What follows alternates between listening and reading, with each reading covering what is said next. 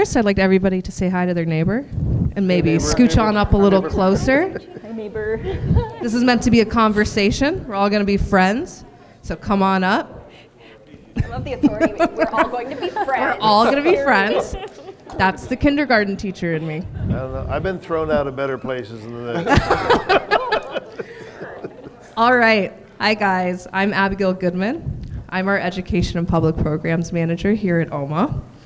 Welcome to this year's first off-the-wall artist conversation. This is the first time we're doing this round circle discussion type situation, and we're really excited about it. A little bit of housekeeping. For our sound purposes, we ask if you guys can turn off your Bluetooth or your Wi-Fi, or even put your phone on airplane. It helps with our connectivity for the speakers and for the microphones. And while you're doing that, I'm just going to tell you a little bit about what's going to happen tonight. You guys are all encouraged to be part of this conversation. You don't have to wait until the end to ask questions. If you have a question after a comment, we just invite you to raise your hand. And Sarah over here, raising her hand right now, waving, she will bring you a microphone. So if they're talking about something that interests you, you can raise your hand and we'll stop the conversation. We'll bring it on over to you. There's also in your programs a QR code, and there's a QR code at that sign at the front. If you want to, you can type a question in there, and then we'll ask it for you. So. And that's anonymous. And it's all anonymous. Yeah. Yes, that's right. Wow. So you could really just. Unless we see you actually typing. Yeah, we see you typing the question, we're gonna have to. You can really just lay into Larry if you want to. Yeah, it's anonymous until I ask you what your name is in front of everybody. Okay, now I'd like to introduce Katie Dolgov, our Director of Exhibition and Collections, and our moderator for this evening. Thank you so much, Abby. Thank you, everyone, for being here. Yes, a round of applause for everyone. Yes, as Abby said, I'm Katie, the Director of Exhibitions and Collections, and I have the pleasure for chatting this evening with these three wonderful community leaders. This is a really cool new format that we're trying with the participatory element, so I'm really looking forward to hearing everyone's thoughts as they pop into your head with that brief delay for the mic. But yeah, don't be scared, but if you are scared, anonymous comments, just go at it in that QR code that's on the back of your program. And in that program, you can also read a little bit more about the four of us, but not while we're talking, or while we're talking, whenever you want, or later. Okay, so I am going to introduce the three up here with me. I will start with the person on my right. We've got Suchi Nangayan Eggleton. She's the professor of art at Mira Costa and an installation artist, followed by Larry Vogel. He is the Artist Alliance Biennial, Artist Alliance co-chair emeritus. Recently has stepped down from his duties. I love that. As the co-chair of Artist Alliance, and has a storied career as an art photographer for 35 plus years. And then finally 40. We have 40? Probably, yeah. Okay. Yeah. Finally we have I Marshall. started when I was 6. Oh yeah, that counts. Finally, yeah. All right. Finally, we have Marshall Toomey. For a prize for the longest drive this evening came from Simi Valley. 2 hours. He's the Wow. Artist Alliance Biennial Grand Prize Award winner, meaning he is going to get a solo show. Yeah. He is going to get a solo show at OMA towards the end of this year. He is also a painter, of course, and a former Disney animator, had worked with the Walt Disney Animation for 20 years. Okay, so I'm really excited to just jump right in. We've already been talking for like an hour, so let's go we can bottle Continue that talking, up I don't know. and reproduce all of that here for you this evening. I'm going to start with Marshall, and I want to talk a little bit about, the topic of this evening. How is the world changing for artists? There's so many ways and so many influences, and the world is just moving faster and faster, at least it feels that way. So we brought together three really creative minds to talk about how things are changing, how things are developing, and what's the museum's place in that? Maybe we'll see. Okay, so I wanted to start with Marshall. As you are newly moving in to a career shift, having worked as a professional animator and now breaking in to the fine arts world. I want to start with the strategies. What are the current strategies we're using or you're aware of for becoming a professional artist? You know, the portfolio that I had to use to get into all my animation studios were not full of cartoons. As a matter of fact, there were no cartoons. It was all fine art, sketches, all kinds of things like that. So I was always doing the fine art. I learned how to animate and be an animation artist, and then that just was everything to me because I grew up watching Looney Tunes and everything, just like we all did, but I was drawing it every time I was watching it. So when I got here to this point, I jumped into the water and I love it. Now the things that are changing to me are the technology. Since my first animated piece that I did in Los Angeles after commercials was the last season of Fat Albert. So that was a long time ago. Think about how things have changed technically since 1979. Yeah.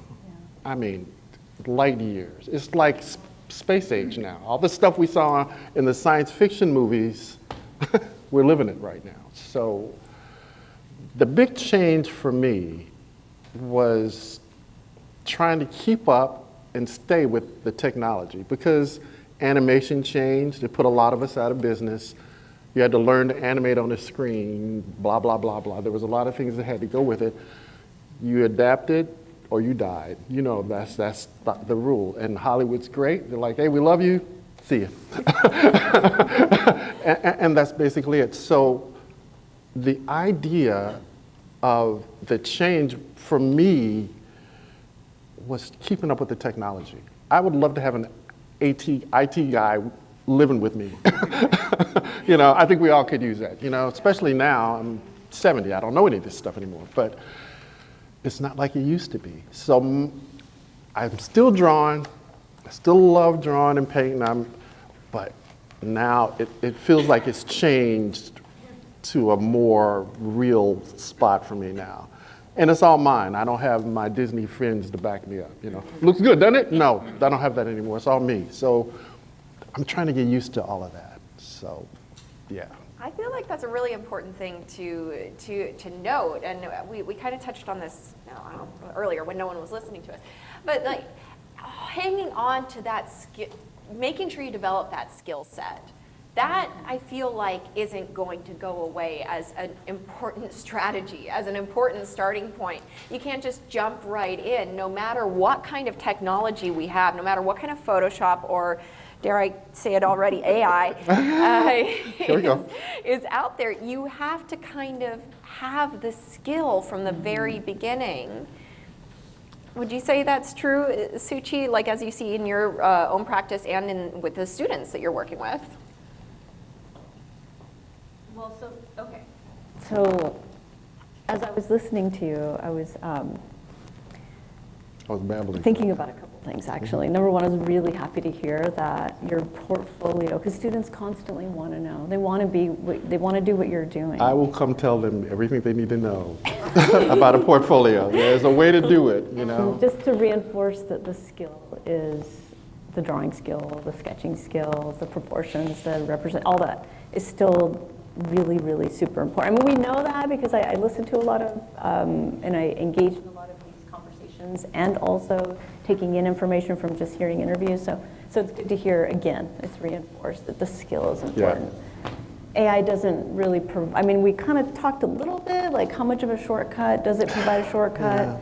In what situations can it provide a shortcut? In the classroom, we're talking about these conversations a little bit. There's no formal way, not yet. Mm-hmm.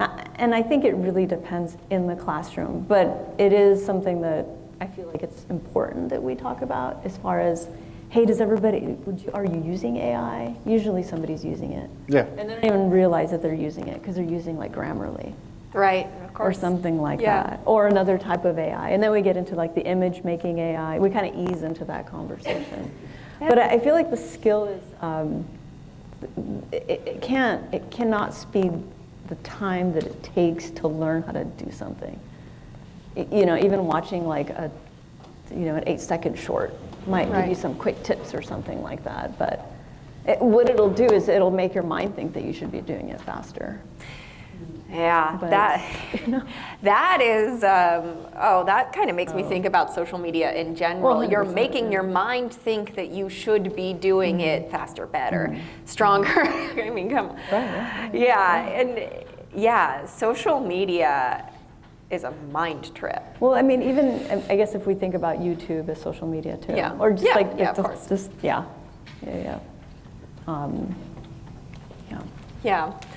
I was thinking about social media and kind of the amount of time it seems to take for people to. Social media, I think we can agree, it's an incredibly important way for us to share ideas, for us to share artwork and get your brand identity out there. Right. But taking that time to define that brand identity, to create your post, create that content, polish it up, it's always got to look better. And you've always got to do more. And then you're becoming just a social media influencer with all of that time that you should be spending on actually doing your artwork. So I don't know where the fine balance is there.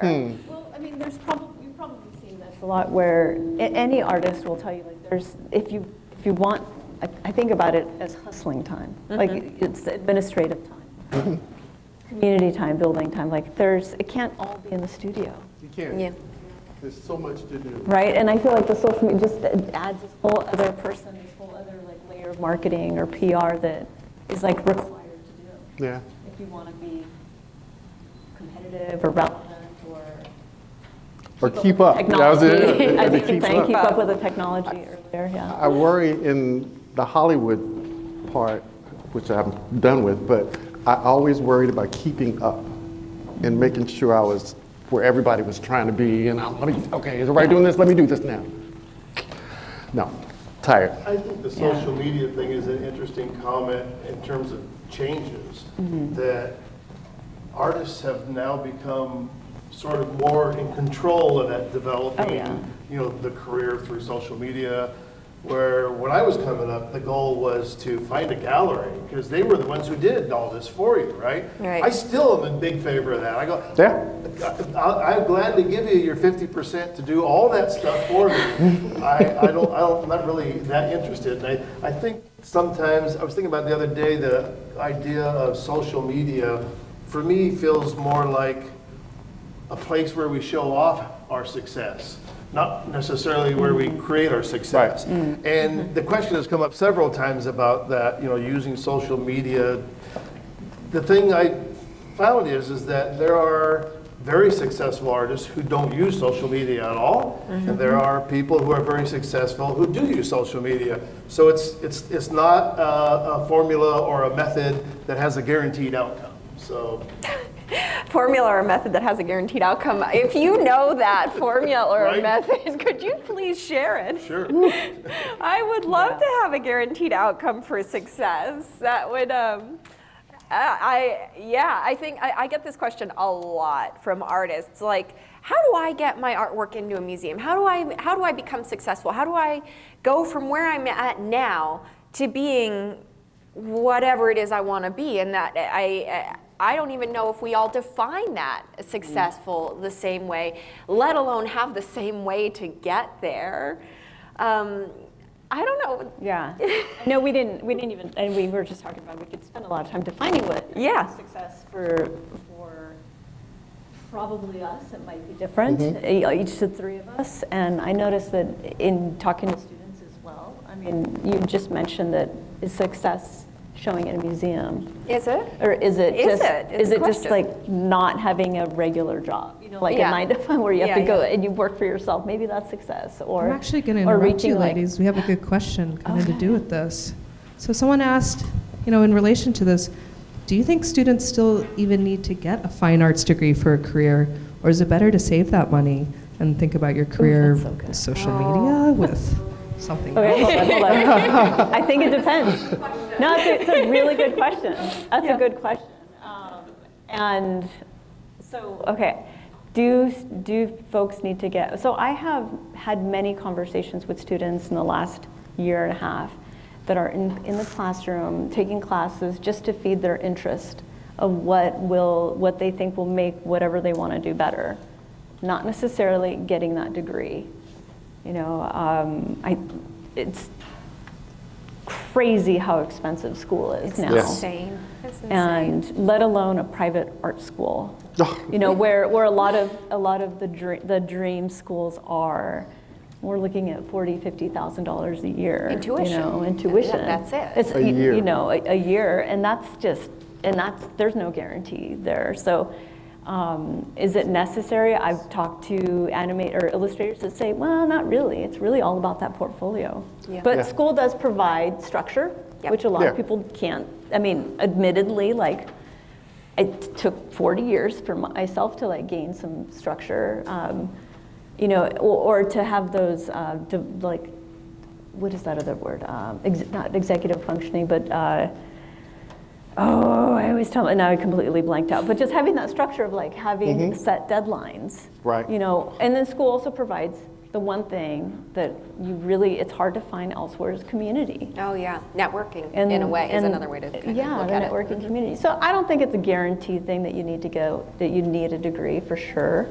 I think if you want to be a teacher, if you want to be something that requires a degree, and Isn't that that's what most what. art school students do? They become teachers, teaching art?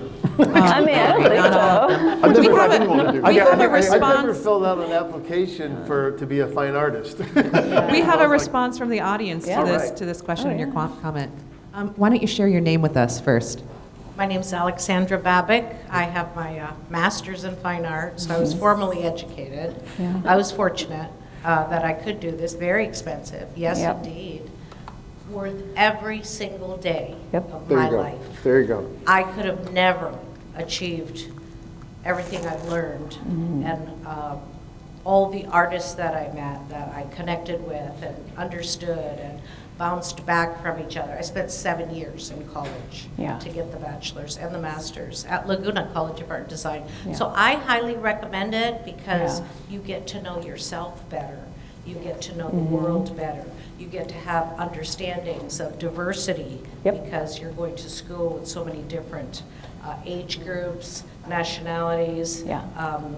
races, religions. Yeah. You have to get all your basics in this college first. You have to take all your prerequisites like Western civilization, math, English. You have to write a thesis, you know, a big exhibition at the end. I would give everything up just to do this. So it was the Yeah. best thing that ever happened to me to get to know myself better, to be an artist that's always in the process. So I'm always learning, but I don't regret one day of it. And I taught at Maricosta too. Oh, cool. Until the pandemic. Until the pandemic. So Yeah. Thanks for sharing. Thank you. Yeah, thank How you. many, Thank how many you. art school people did, I mean, even if you didn't degree, how many people went to art school? When you say art school, does Yeah, that mean art school. that you Went went to to school to college study. for art? I Yeah. have one more thing to say. Okay. I have one more thing. Yeah. 5 of my colleagues are in the show. Oh, cool. Oh, 5 of my colleagues are in this Artist Alliance show. Yeah. So I was pretty happy that's about great. that. That's fabulous. Yeah. It looks like we You have know, another comment response here. Hello. I'm Dina Altman, and what I'm responding to is the fact that we're talking about social media and the time spent doing that, or other ways of how to promote yourself, and thinking about the different things you can do in art, even going to school. And I recently read, and I really resounded to, and I don't remember who the author is, unfortunately, of this little thing about you can do all those things, but the real thing is the work, doing the work. That is paramount. I wanted to, can I add a little bit to, because I also, like, I loved school. I went back again and again, and you know, because it was like fun for me, and I know that sounds crazy for some people, but I absolutely, you had mentioned how it gives you an environment where you get to learn about other things besides the thing you're interested in. Yes. And I think that it's so easy to like doom scroll. We were talking about that a second ago, or like just get siloed into the thing that we're interested in. And that it forces people to not do that by like having to take the liberal studies classes. And so that's, and all that makes us as artists and creative people like more understanding of the world around us and more empathetic and all the other good stuff. I have a question back there. This question really got a lot of audience response. Ma'am, could you share your name with me? Hello. I've never been here before. My name's Dana. Not true. I just wanted to jump in. I think it depends what career you want to have. And maybe if you don't know what career that is, then school's helpful for that. But if you want to have a type of sales-oriented, I want to directly reach my audience and sell my things on social media, maybe you don't need a degree for that. But if you want to restore 16th century paintings, you do need to go to school for that degree. There you go. So it kind of depends, and that's why you have to look into and research what program you want. But then now it's different. Things have changed for artists because I think Marshall Toomey in animation, there's other things now like Skillshare. There's other things that you can learn animation, and it's not with a degree. So there's lots. I think that's very true. We actually work in a really unique field where you can have lots of degrees and be incredibly developed in that way, or you can have 0 degrees and have left high school and then did your own soul searching and learning in that way and just meeting other people and be incredibly successful. There is no one way to become a super successful artist.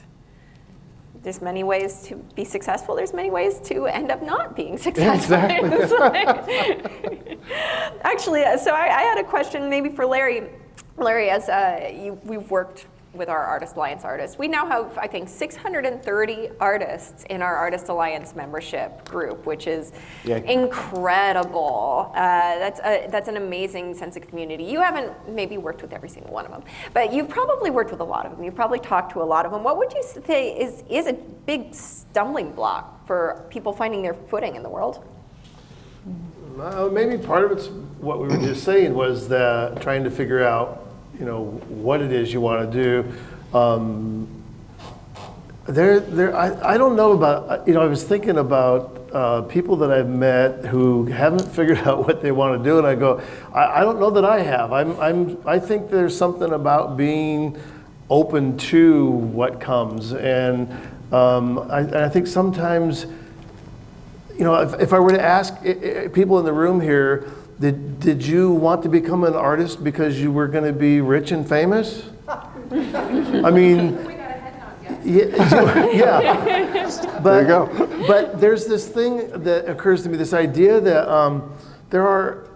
we all know, and history has shown us, there are artists who are amazing artists who work their whole life in obscurity. And when I say artists, it's not just visual artists, musicians. I mean, how many people have walked into a cafe and somebody's there playing music and you go, oh my God, what's this guy doing in the cafe? Yeah, exactly, yeah. But that idea though, I think the thing that I grasp from that is the idea that trying to find that motivation that makes you keep doing the thing that you may end up in obscurity with the rest of your life. It's easy, I think, to maintain that devotion to it if the success is monetary right away, but it may never come. And can you? I have this formula for passion, desire, and commitment. Those are the 3 things I think that you have to develop early on to stay connected to the art. And I think the big thing is, what more do you get from art than, again, success if we measure it monetarily, or do we measure it in a way of talking about being more creative, finding ways to express yourself, finding new mediums to explore? I mean, those things to me have always been exciting. Well, new stories to tell, discovering, getting to know yourself. Well, I the hope whole one day, concept of too. the Artist Alliance is that it gives you a community, isn't Yeah. it? Doesn't That's that, like, the it feeds goal. a community? You have a place where you feel like you have a sense of belongingness to some degree Right. with fellow artists. And Well, and that really was, so when Barbara and I took on the Artist Alliance chair positions, it was this idea of trying to find that community. I think we started out with maybe 50 members here at the museum, and like she said, we're over 600 now. In fact, when we talked about leaving our positions, that was my biggest fear, was like, oh my God, are we going to lose connection with this community? Because it's been such an amazing experience to have. And I think that's the real thing that I've gotten from art is to know people on that level. And it's a different experience, I think, when you know people who are engaged in something because it brings meaning to their life. I had somebody question me at one time, and I go, you have to understand, my art's not a hobby. It's not something that I just play with. It means as much to me as your religion means to you. And they just looked at me with these wide open, yeah, really? Yeah, you like to play with colors and paint and that's your salvation? And I was like, no, you don't understand. I go, if you talk to people who are committed, who live that lifestyle and who are engaged in a way that it feeds back into your soul, if you want to get that funky about it. But that idea that it is something that becomes so ingrained in you. I can't imagine, that I had a class one time where we were asked that question, like, why do you do what you do? And the teacher said, I think most people in here might say it in a different way, but the answer would be, I can't imagine not doing it, right? I have Can no you idea imagine? what I do. Yeah, can you imagine stopping that? I have a friend who's a professional cellist, and she says the same thing. There. Yeah. I have a friend who's a professional cellist. People say, well, why do you do this? Isn't it a hard way to make a living? And she says, because I can't imagine not doing it. Yep. This instrument is part of me, Yeah, yeah. and so I get it. Yeah, I get that. That's the passion. Yeah. It's a form of communication. I'm sorry. I did not speak English when I came to this country.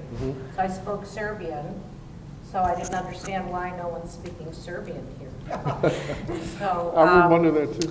being from Serbia, Belgrade, I had to somehow figure out how to communicate because I was a talker. I was always a talker. And so, so I started drawing and showing pictures, and then people would respond to me. That was the only way I could communicate.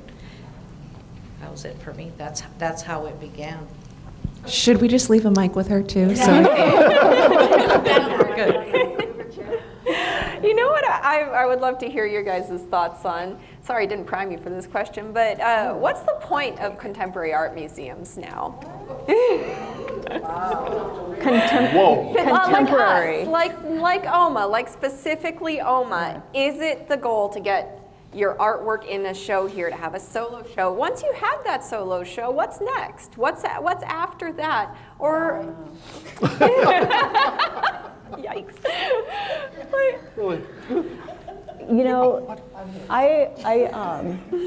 It's funny you said that. So I got an email from the Museum of Contemporary Art. I don't know if anybody else is on their lists.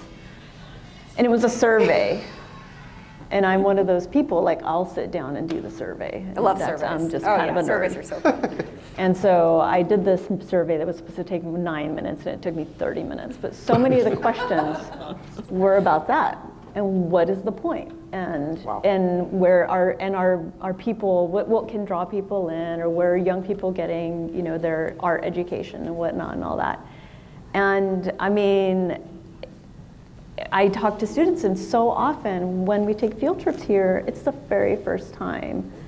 And museums are, so they've been there's not enough integration in art in school in general. I'm not sure if museums are really the right place for that either, because they're so far, they're this place, this pinnacle, this perceived pinnacle. Perceived pinnacle, yeah. Of success, or like you made it, or maybe it's the Super Bowl and after that you die, you know. Like I've been told that, you know, anybody that performs at the Super Bowl, like that's the peak of their career and then they're just done.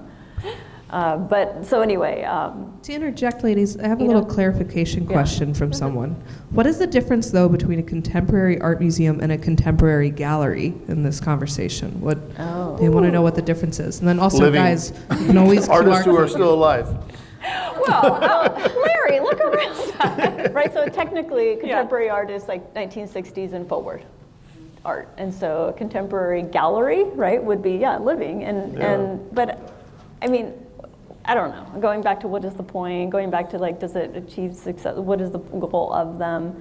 I personally feel like they should be cultural spaces that bring in all the generations. And it should not just be of a certain, you know, folks that are, it would be good to see more things happening in museums. And I've been recently thinking about the concept of just white walls, this pure space, And I mean, but everybody does it though. It's the icon of a contemporary museum. Can we move away from that? We can. We can try to do that. Yeah, you guys do here. I mean, there's been painted walls and shows. And I think it's sometimes it's an orange wall. But if the goal is to be like culture, these like icons of culture, or where like new ideas are being discussed and new concepts and for future generations, like who's the audience? Is it? Right. Well, that's the question. I think museums in general struggle with attracting younger audiences generally. Like we are pretty good at attracting retired audiences. And so that's probably one of the reasons behind this survey that you received is like, okay, how can we bring in a broader, what is appealing to the younger generations to bring them into being part of the conversation? I am really happy to look around and seeing that this is not, that this is a very wide swath of our I guess, our people. So that's good. I'm happy about this. Intergenerational.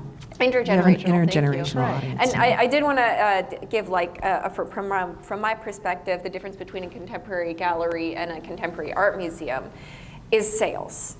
Galleries are for selling artwork, and that will change the kind of artwork that they might hold. They might want to, you know, carry work that is more likely to sell. Process sales through the museum. All sales, if anything sells from an exhibition, take place privately between the artist and the seller. And it's so nice when they give a donation after the sale, but they do not have to.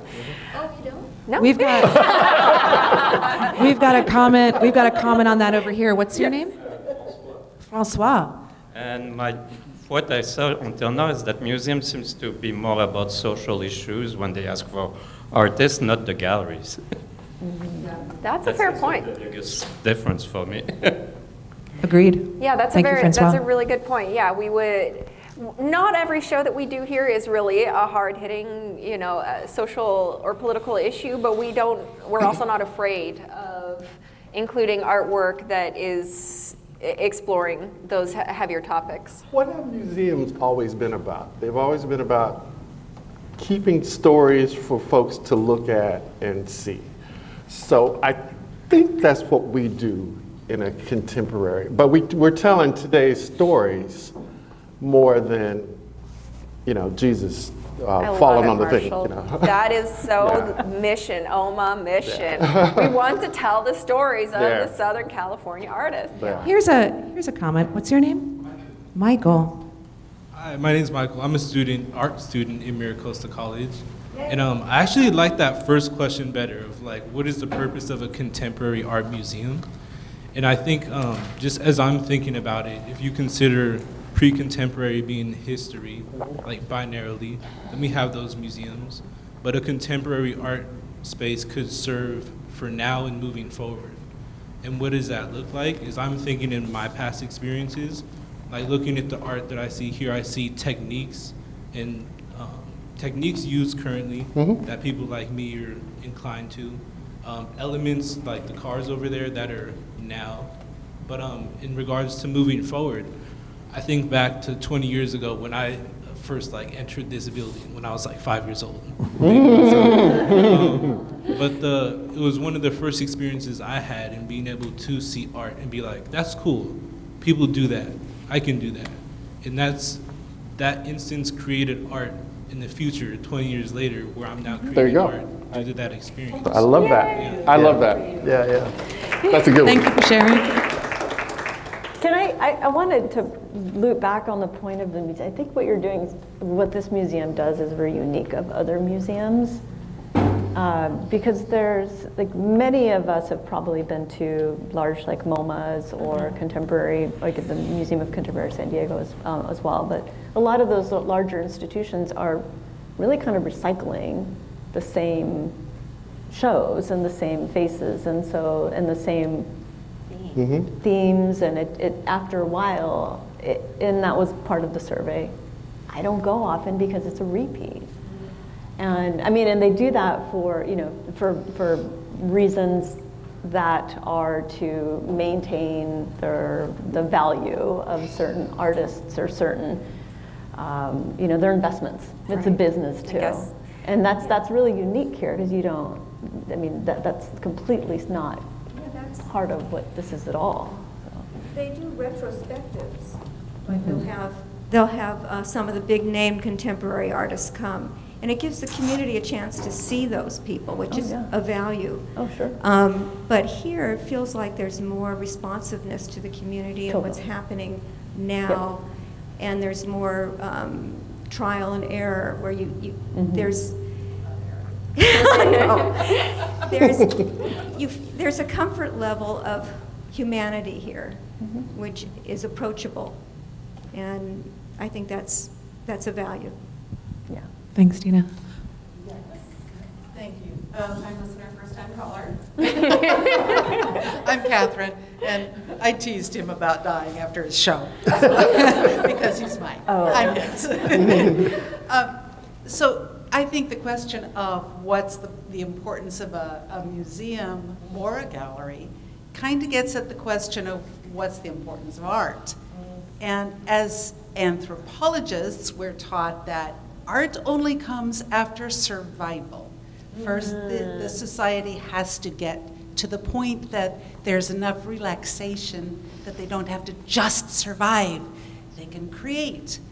So here we are in art trying to memorialize our thoughts, our emotions, our feelings, our fears.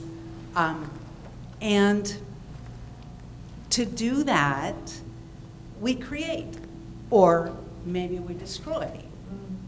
There is art just in life, and we memorialize any bit of it. And does it have to be beautiful? Heavens, no, obviously. There's a lot that isn't, but it's still art. And a museum holds that for us.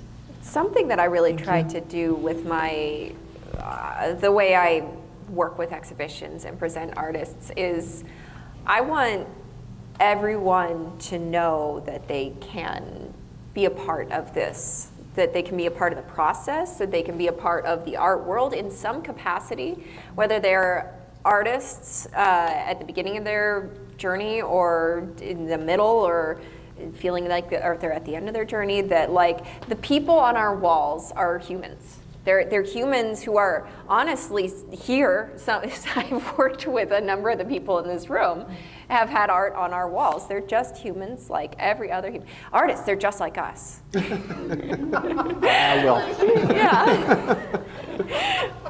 I'm glad to hear what you say, and what I'm hearing from the audience is that the relevance is that we're part of people's lives, that we're bringing that thread and telling the stories of our own stories. I'd be kind of curious to hear what, you touched on this a moment ago, in terms of reaching cross-generationally or intergenerationally, you know, and if there are other members in this audience that can use the QR code and they want to put their, right, is it on the back side? It's on the back of the program, you know, just like what can draw, what, you know, what is the Oh, yes, I would love yes, consider I wanna know this, too, so. Yeah, like what is it? What is it that would, but then of course, the people who are here are here. Yeah, They've that's been true. drawn. They They're- have, Yeah, we managed to reach them, Yeah. so that's So it a worked, success. It whatever you worked, did. whatever it is we did, yeah.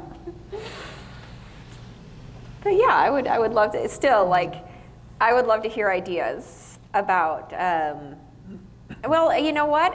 It could even be helpful to know what shouldn't you do. But like, okay, bringing it back to the topic at hand, which is how is the world changing for artists? I would love to see more museums. Do you see that? I'm going to be completely frank here. I live out here in Oceanside, which is 1,000,000 miles away from literally everything. I have 2 itty-bitty tiny children at home. I don't get out much. I go to work and I go home. Yeah. So how are other museums doing it differently for trying to draw in the community? Oof. Well, from our experience with this museum, you're asking about other museums, but the thing that for me was most impressive here is things like this, the outreach to the community of artists, all I think feel welcome here. The Artist Alliance programs, these quarterly critiques that we do, all these things, I don't really have a lot of connection with a lot of museums, but I also don't see a lot of invitations to show up at a museum and bring some artwork and get a critique. I just don't know that happens in a lot of other museums.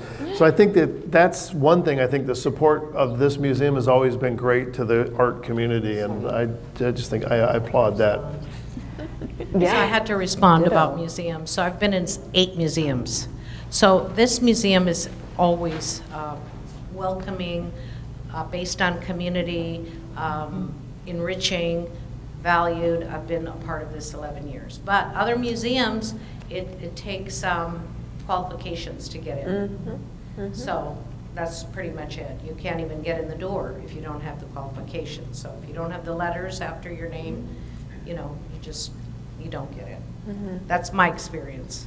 So some people might have been lucky, but that's been my experience, how I've gotten in. Riverside, Irvine, Laguna Beach, yeah. So that's a way things are developing, that not everyone needs to have letters. Anyway, Catherine. The first time I came to this museum, the wall across from the desk was filled with these tiny little community-produced. Oh gosh, yeah, our teeny tiny. To me, that is a huge draw. Community artwork. I think we have one more question back from Francois, if my knees will work to get me off the floor. Isn't it museum part of the ladder if you want to become a known artist so you can get into galleries and other things?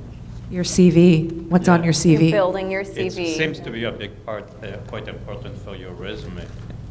Actually, that's a really good point. So regardless of the education that you've had, regardless of the schools that you've gone to, or hopefully the letters after your name, you got to fill your CV with something, right? Like something in your life. You have to be able to talk about your experience. So I'd say that has been fairly standard for a while and remains true to this day, that you got to be able to summarize how did you get to where you got. Right, if you want to be a fine artist. If you want to be a fine artist, yes, of course, which having a background in art is not the only pathway for. I have a bachelor's in studio art, which I feel like has informed me here, but I chose not to become an artist, and I'm okay with it. If you're looking for a gallery representation, your bio means a lot, and there's always been that idea about things that we participate in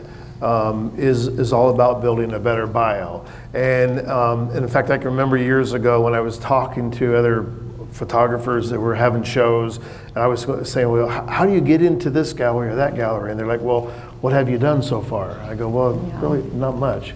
Well, then your likelihood of getting there is probably 0. It's like they build a better bio. And so you start somewhere, like having a show at the cafe, and then, maybe at another juried show. And then back to the idea about what does it mean? Does it mean a lot to an artist to have a show at the museum?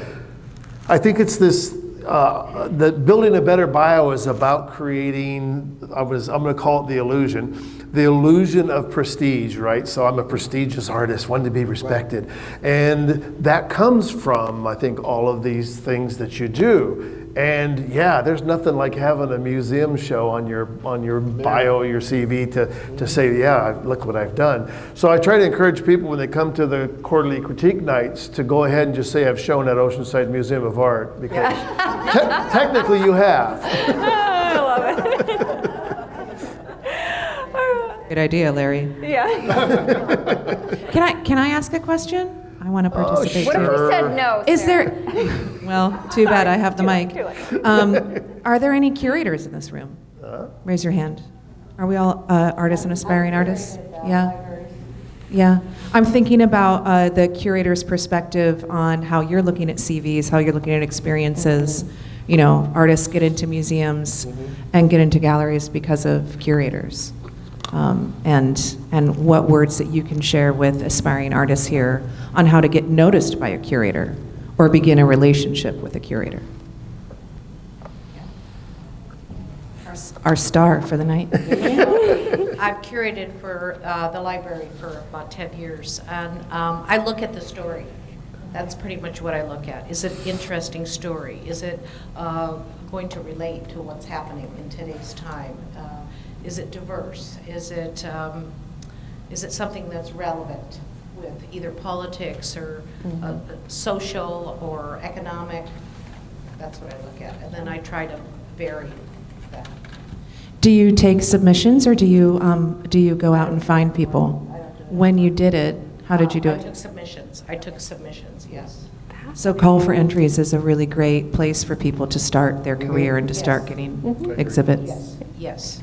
Yes, indeed. And libraries are also important spaces. Oh my gosh, yeah. Libraries. Thanks for sharing that. Yeah. Well, another thing we did in libraries that I thought was incredible, instead of renting a book, you would rent a person. Yeah.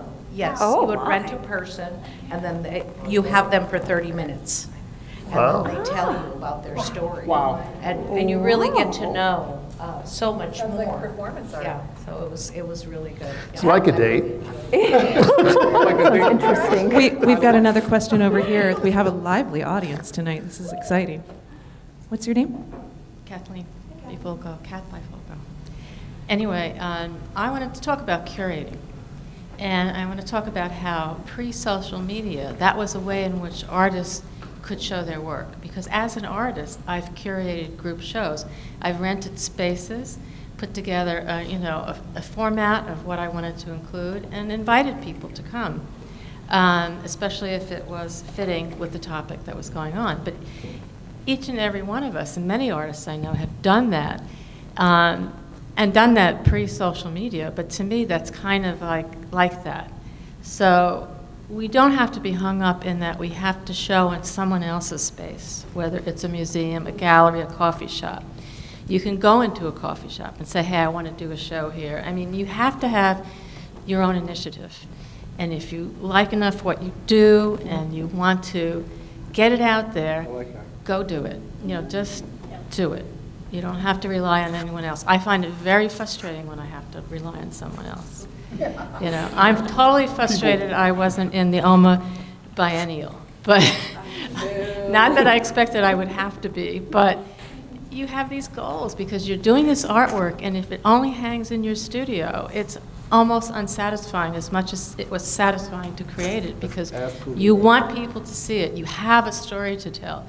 You want them to know about it, and you feel that it relates to what's going on anyway in the world, So that would be my suggestion to a lot of people. It's very That's great, depressing thanks. to Got a question have over all here. these paintings and not do anything with them. Because that was me like a year or two ago. I had a bunch of paintings. Now what, So now I'm getting them out there. I started doing online art competitions where you don't have to really take it. You can just show it on your image of it, and that got me out there. It got me a lot of confidence too, working with trying to do this new transition. So it really helps. So Got a that's comment one over other here. thing to try. My question would be, what's the weight on one side in a resume of having an art show at the gallery, at the museum, even like putting in your resume famous people that purchase your art, and on the other side, Instagram, Facebook. What are the weight of those things? I mean, you should have your Instagram handle on your resume or your CV if it's an art one, I should say. Got to make sure it's an art one, but I do. You know, because that's probably the place instantly people are going to look at. Yeah. Very quick before your website. Interestingly, yeah, I would look at Instagram first when I'm looking at artists to, you know, start considering programming. I will look at their Instagram if it's there first. If it's not there, I will search. And if I can't find it, then I'll look at their website. And hopefully artists will be updating their website or their Instagram. I do understand that it's not always the most up-to-date work. And then I will review their artistic history. But it's not that I'm like, well, oh, are they up to date? Are they working really hard on their Instagram feed? But no, I want to see the work that they've done. And this is the best way for me to see the work and the stories that their work is telling.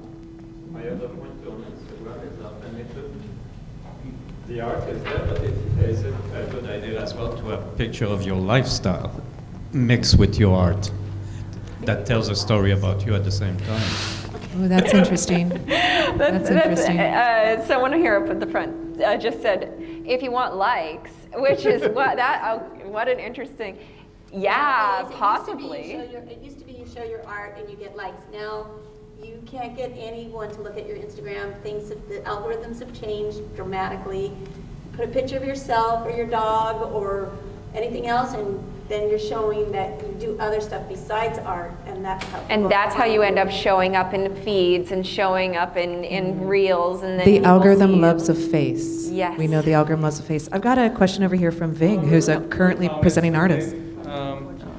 We've asked about curation, and I have curated just a little bit. In fact, I did one show here in the past, and I think that there is I've thought about it plenty, yeah, okay. All right, you got to hold it like that, okay. So, you know, I've heard, I think Duchamp may have said it, that, you know, art is about the artist, and I really think that in a lot of ways you're looking at the artist, and you are seeing what they've done, and you've seen how they do it, and how they act, and then you give them a lot of leeway to do what they want, because they are the artist, and they have proven themselves to be able to express themselves in a way that they think are important and maybe even contemporary. And you really give people that you trust a lot of leeway to do what they want. And I believe that's a great way to go. So, you know, I'm not a big social media person, but, you know, that may be a way to go too. And I think that I have been thinking, I'm a little behind, a step behind everybody, but what a contemporary space really is and what a contemporary museum might be. And certainly museums, and maybe in particularly contemporary museums, are curated spaces where you have a voice that's within the museum that is deciding what is important in the contemporary space.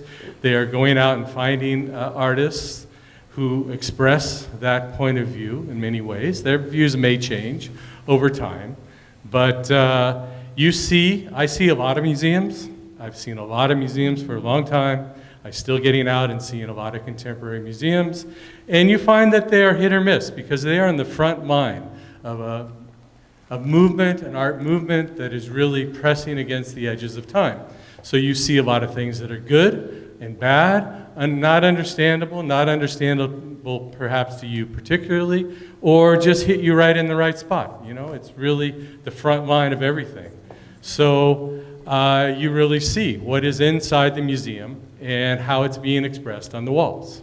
And the reason that there are physical museums to me is that visual arts is a physical manifest expression of an artist's internal space that they're putting out there, and they're putting it on the walls. You can see it on Instagram, you can see it in pictures, but until you get and really commune with the art itself in a physical matter, you really don't get the full experience. So I think museums are still important. It's hard to tell where they are in the contemporary world, but they are somewhere. We're here in one right now. Can I make Thanks, Ving. I'd like to make, Also, Ving has an exhibit right around the corner when you're when we're done tonight. You should check it out. It's beautiful. That's right. Beautiful. I want to comment. I wouldn't normally comment back on a guest. I feel like there's some, I'm crossing a line here, but I want to push back on that. Are museums really at the edge? I mean, aren't museums, like, they're all beholden to boards, and all of them, and they have to, they're beholden to boards. They have to create something that is going to appeal to the broader museum, a visitor. Mm-hmm. So is that really the place where they're at the cutting edge? Are they really pushing the boundaries? Or are those quirky galleries that you were talking about earlier before we talked about? Yeah, or are where are they though? The smaller, like, experimental places, the places that maybe only last 6 months or a year? You know what I mean? I'm just, Suchi, I really don't think that they are. We have a comment over here about that. I haven't, I didn't. No, I did. It was edgy. Very edgy. Right, Okay. right on the edge for me. I just wanted to make a comment on what Ving had mentioned regarding the power of social media and how that pertains to us as artists and how other people view us. And I think when you put all that stuff that he said, like the elegantness of the way he put it versus a resume, those are two different things that communicate in different forms and fashions. Yeah. I was speaking with the marketing director of the Contemporary Art Museum of Chicago, and one tip he gave me was that on his resume, just for example, he put down a think-doer instead of a marketing assistant. Mm. And his emphasis in doing so was that opens up different conversations to be had in the interview. And people are going to read that and be like, what is a think-doer? And that's the exact conversation that comes up when the interview comes. Yeah. And what that allows him to do is open up and provide the value that he actually does provide, aside from a marketing assistant, we know what they do, sort of thing. So I think that's one powerful thing about social media. You can control that narrative more so than a traditional resume, which is still taboo in a lot of ways. And then one more response over here. Thank you. Hi, my name is Giancarlo. I work as an artist, but as a dancer. Something that I saw a lot in helping an artist, especially to find interested in how is for you to make a sale. That's what I found it more interesting and hard to find. Seeing different, probably you know about these art exhibitions like in Art San Diego, in Freeze, where you have already a representation. But as working you as independent, how you make the sale, how you find those people that are interested in buy your stuff, how you know which medium is for you better to sell, in size, like which size of painting is better for you to sell, how you know the percentage of the sales is better, and then how you attract those people to make a bigger self. That's something that I found is so intriguing and difficult, especially right here in San Diego and LA. It's a little different, but I would like to know your experience, how you do manage that. That's a good question. My first sale that I did was for a mural of a fallen army person from 1942, unknown soldier type person. And they said, we just want you to paint this person. This is what we think he looks like. Here, go for it. And I just did it. I didn't know whether it looked right or not, but I charged him this big price. And I just sent it, and I sent a text. I said, this is what it's going to cost. And I didn't look at it anymore. And he says, okay. That was the first one. I was like, I did it. I have done it, so now I'm in. So does it start there? Has it started for me, the sales and all of that stuff? I don't know. I'm thinking it's yes. Oh, I thought Wait. she had a, did you have a Okay. question? Yes. Yeah, oh, but Sarah's over there whispering. I can give you what has been successful for myself is showing up, is being here and being at a lot of different places and just kind of like spread your wings and don't be above anything or any place that you think, like go to the cafe and have a show. Even though you're like, oh, I don't want to be in a coffee shop. Well, I went to a coffee shop and I had a show. And 2 years later, I was at Art San Diego and people came up to me and said, I saw your work at that coffee shop. There you go. So I have been successful because I go to a lot of places and sometimes I don't sell anything and sometimes I do, but you just got to go out there and do it. And you can't just hide behind your easel. You can't just hope. You just go like you are here, and that's a really big step. And being a part of community, and like I said at the last time I was talking, just networking with different people and asking them, what shows are you doing? And just people will start to get to know you, and they'll start to recognize you, and more importantly, they'll start to recognize your art. And that's what I can give you advice for that. I think there's, I mean, I don't know if I completely understood the question, but the idea of selling artwork is it's a mixed bag, and there's so much that relates to where you're selling. Are you selling on the street? Are you selling in a gallery? Are you selling in a gallery in Beverly Hills? All those things bring on a whole different price range for what you can do. The toughest thing is once you have established that price. If you're selling something for $5,000, you can't show up at the Carlsbad Street Fair and sell it for $300 because the guy who paid $5,000 is going to show up one day and he's going to say, wait a minute. Wait. So I think that's something that I do see a lot where artists do this thing where they do a 50% commission with a gallery. That is standard for most, if you're being represented by a gallery. And the public knows that formula is there. So can I come to your studio and we can kind of skip the gallery and I can give you half the price for it. And it's so tempting for artists to fall into that trap because it's money, it's cash in hand, I'll do it. But I'm telling you, I've been with this gallery, a gallery for over 30 years, and I have seen artists, they get a phone call and they go, come and pick up your crap and go home. They don't want to compete with that kind of stuff, but it's tough, you know. Yeah. So if you're going to do street fairs and there is sort of a market value that's a street fair price range, then you probably should stick to doing that. And there are people who make lots of money selling work on the street at street fairs.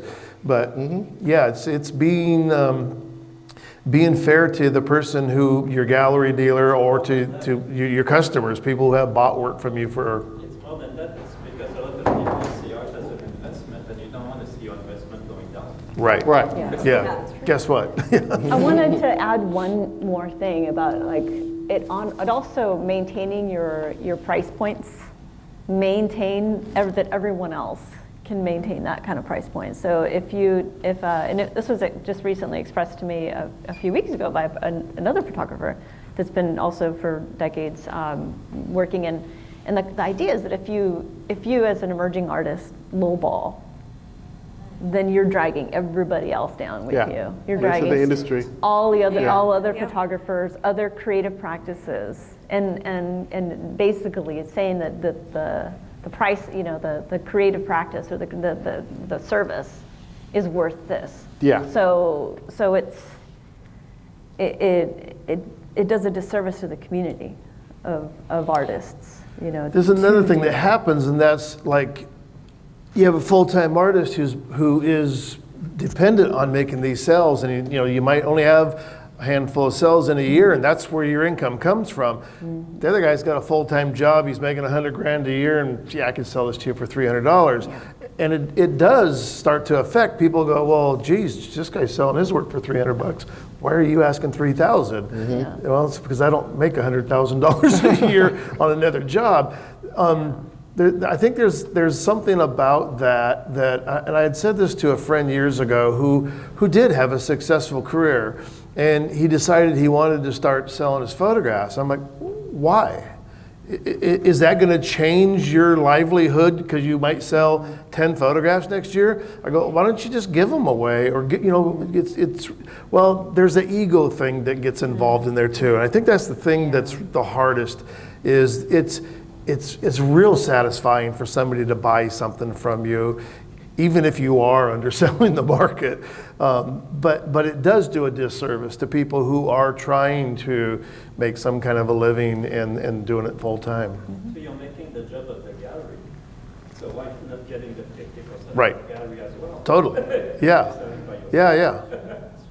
Well, I think the point is you can either sell out of your studio or sell out of a gallery. But don't do both, or maintain the Well, it same price. depends on what I've the done it. contract says. I've done it Right. before, but where We have a question in the front Let's do or a it. comment. Yeah, the question is, how do you feel about donating your works to places like libraries, museums, courthouses, et cetera? Auctions. Tired of it. Auctions. Great. That's a great question that keeps a lot of cultural places alive, yeah. I have donated 2 pieces, one to the Abraham Lincoln Museum. I have a beautiful drawing of Abraham Lincoln. I just sent it. It says, I want to donate this. I'm thinking it would get me visibility? Yeah, visibility, maybe leverage me up a little bit. Recognition, that's what I'm looking for. And then I sent one, a portrait just recently to the Rosa Parks Museum it's a portrait of Rosa in Birmingham, Alabama. And they just loved it. They said, thank you so much. Now, I get this wonderful letter. That's all I get, but I think that helps me. I just really do, just for your edification. I feel good about it, and I think I've done something, and I got noticed, so people are seeing me, so it's out there. I think that's a great story to share, is that you openly went out and donated something, but all artists are always asked to donate things, right? I think something that happened here at OMA that I think made so much more sense, and that was because the story was a lot of times artists will donate something that they can't sell, hasn't sold, didn't get any attention. Here, go ahead, you can have this. When OMA started doing this, let's talk about, we'll give you a commission for take a percentage. You can say, look, I'll donate the whole thing or 30% or whatever you want. Mm-hmm. The idea behind it was, and maybe you can substantiate this, is that the work being donated got better because the artist is like, okay, if I'm gonna get something for this, I'll give you something that is good. And so there is, I think still, artists will donate work for notoriety, but I have not been able to pay rent with one of those letters yet. No, there's my problem. We got a question and a comment, I think, in these back rows. I'll let you go first. Sorry. Sorry, just curious. When I went to Art Freeze with a friend who's a collector, she went to ask for a special particular piece. When she went to the collector, the person in charge, the agent, said, this is the price of the painting, but I could give you a better price if you are interested. How you handle that? It means that your price is going down. It means that your value as a painter goes down. How does it work that for you? I'm imagining, for example, I'm a painter. Mm-hmm. I'm going to an art exhibition like Art San Diego, and I have this person who is in charge, or who is interested in my piece. He said, well, this is the price of the gallery. Should I do the same like the agent did in the freeze? I could give you a better price, but it's just you and me? No. Or should how you handle that? Just curiosity. I've heard sort of not on an official basis that's common practice that galleries will inflate and then anticipate giving a discount. To some of their, so there was never an intention to really give this this other price, you know what I mean? So I'm sure there's some business phrase for that, but. Looks like we have a comment or a question over here. Let's introduce Bryce first. He is our new Artist Alliance Chair. Thank you. I was just going to say, from my personal experience with 2 galleries that I've had that have shown my work, they actually asked me up front what the percentage range was they were allowed to negotiate. Yeah. So that Right. is, in my experience, common. Yep. Thank you, Bryce. Nice to meet you.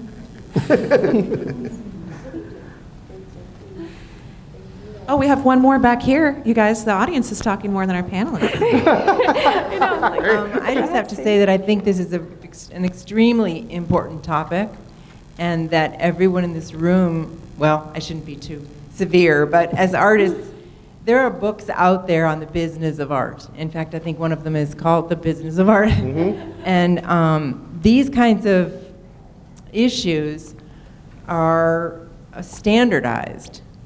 And I think we in this room, I think it's our responsibility as artists to know how to work with a dealer, what our work is value, what's the value of my work.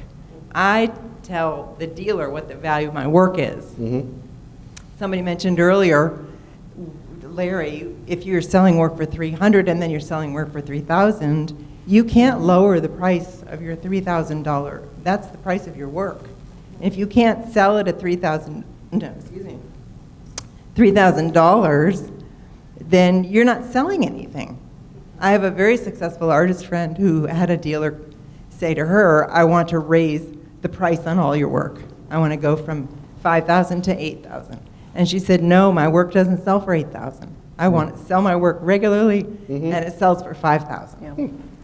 It's our business. We own the work. Yeah. Got a response. A lot of books out there. Amen. Hi. As a buyer of art, I'm sorry. We have a question back here. I'm sorry, you're talking. Go ahead. Okay, why don't you finish yours? Go ahead. You want to read your question? Okay.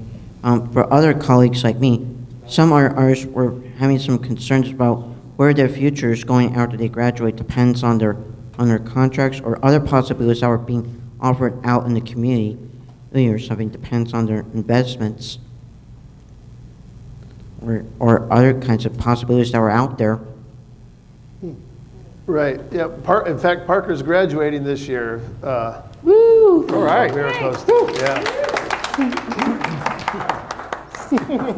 And is a frequent student of a lot of our classes and a plein air festival painter. Plein air, you did. Yep. And I saw my first. I made my first art sale based on my first plein air art they produced. Right on here at the museum. Oh, and back on August 19th, I did join my first ever Disney fan club membership up in the history of my lifetime. There you go. Okay. Yeah, he's a big Disney fan. All right, man. I feel like that was a comment for Marshall. All right. Hi. As a buyer of art, over some years, it was a really difficult learning experience. I lived up in Carmel, so I would go into the Carmel Art Association, their collective, whatever. And I remember the first time I spent a substantial amount of money, loved the painting, brought it home, put it in our house down there. A couple days later, I'm back up there. She had almost identical painting on the wall, right? And I was like, and she was there, and she looked at me, and I'm like, wow, Really? And then I was down in Oaxaca this spring, and was a very well-known artist there. We went by his studio and so forth, left messages, emailed, whatever we could. We want to come and see you, and I think he's got representation here in San Diego, but somewhere in Southern California. We were ready to spend, and no communication came back. All these months later, absolutely zero. But for me, I'll discover somebody on Instagram, and then and it doesn't take much for me to get interested. They'll just be, of all the trillions of images they'll throw at you, I'll say, I kind of get what this person's doing. I'll follow them over to YouTube. If they're spending time on YouTube showing how they're actually making their work, how they make their decisions, how they chose the subject, the process, that means the world to me. And then I'll figure out if they're represented by a gallery. And that's a double-edged sword based on my experience. The gallery thing is creates some credibility, but it's an obstacle. So it's kind of a really messy process. But I can tell you, 2 people that I've watched hundreds of hours of their instruction, ultimately buy paintings from them. One is represented up in Pasadena. I think he's up in Vancouver. You know, I'll get around to it. But like, you know, like when I'm in the right place and moment, whatever, like I was in Oaxaca, where that guy could have sold me probably 3 paintings. Wow. Right? Mhm. And so it's really, really extraordinary. Let me tell you about museums. The best, my wife's like, we're not going to spend the whole vacation in museums, are we? I said, no. My best experience was, if any of you remember, the short life of a wonderful museum in New York called the Museum of Folk Art. And it ended up getting plowed down to expand MoMA, right, which was horribly controversial amongst artists and architects. I, to this day, can't believe that it couldn't be preserved. But I saw in the New York Review of Books a review of a guy. He was a Mexican immigrant. He was living in Los Angeles. This is somewhere between the 30s, 40s, and 50s. Somehow he got incarcerated and institutionalized up in Auburn. And he ended up doing these pictures on wax grocery bags using crayons of Our Lady of Guadalupe. But he would draw in the bars. Wow. So that's an example of the need to express and the need to understand. So for me, a museum is about teaching and transportation. You know, show me something I don't know and then take me somewhere. Right. And more recently, the Museum of Modern Art in San Francisco had Diego Rivera. And just when you thought you saw everything you could about Diego Rivera, this was Diego Rivera in America, and it was the people, his patrons here in America. And you didn't know that Edsel Ford had sponsored him to do a bunch of work on factory workers, auto factory workers and so forth. Right. And MoMA does really great stuff. But again, the same thing, like just when you thought you knew everything about an extremely well-known person, the great curators, they just, it's like jazz. I love jazz. Yeah, me and too. so, like you say, you can go to a cafe and you listen to somebody and like, wow, I wonder why that person like isn't here. And I go to the Monterey Jazz Festival every year. But a great jazz station in San Francisco, KCSM, has a festival every year. And again, you'll see all these acts leading up, and then there's Pete Escovedo or Bobby Henderson and Bruce Foreman, and then you get it, right? As good as those people are, all of a sudden it's like wham, right? And that's the transcendence of your practice, just keeping at it, keeping at it. You know, you start out by saying, I have something to say, ego forward type stuff. And then when you're at it long enough, it starts coming to you, right? As you've taken enough knocks that somehow our egos, and I'm talking about my career in technology or whatever, finally it gets beaten down and you start hearing, right? And that's what I'm looking for is, you know, that artist where I'm like, that person's had an experience. You know, sadly, the one I talked about was someone who expressed themselves from behind bars, because that's how important it was. Yeah. Thank you. Wow. Love that. Thank you.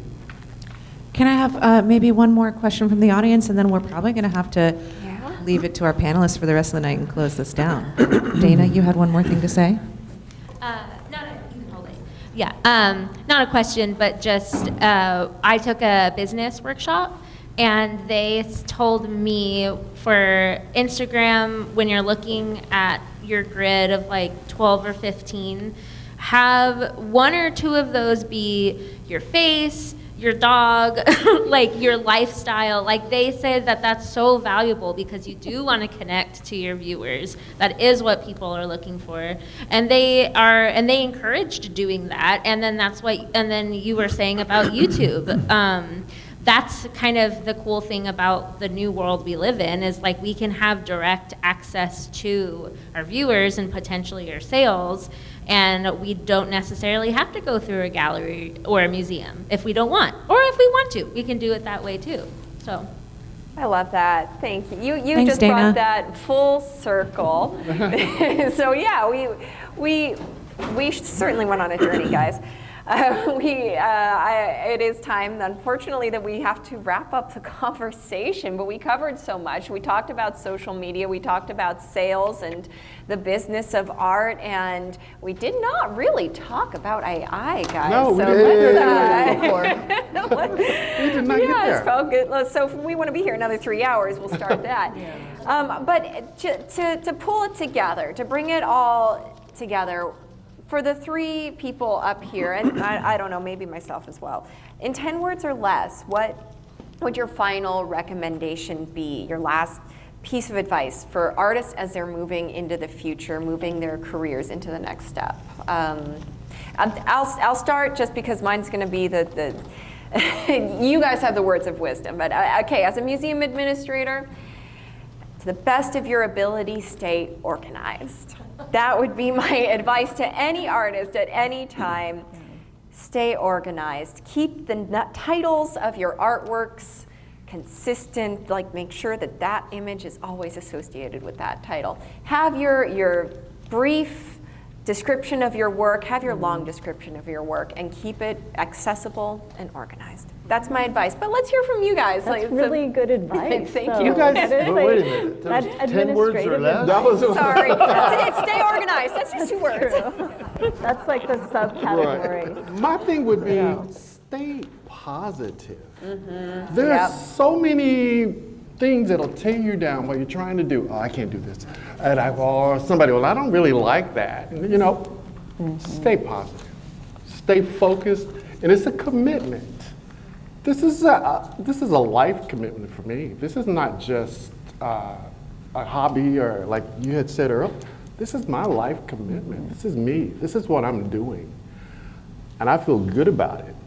Got to get there. You have to get there because who else is going to do that for you? Right. You got to do that for yourself. Bam. That's it. For me. There you go. I'll go next. I want to piggyback a little bit about what was said in the corner there, and how and it kind of was touched on over here earlier, and also over here about like that having that. What I picked up on was the need to find the human behind the work. Maybe the stories make it more meaningful.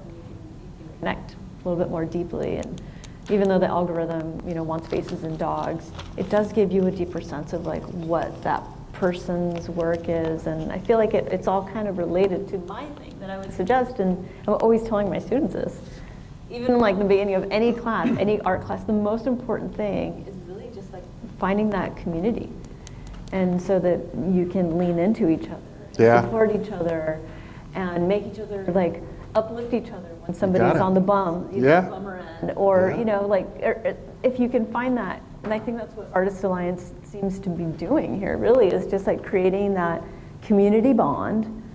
And a community can just be like 2-3 people in a classroom. It doesn't have to be, you don't have to have 600 friends for that. But just finding that community that then you can potentially have that, for the course of your life. So I think that would be my 10 words or less is just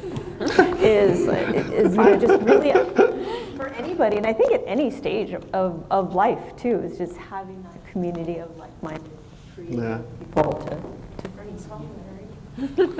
All right, so this is amazing because I'm usually the guy who talks too much.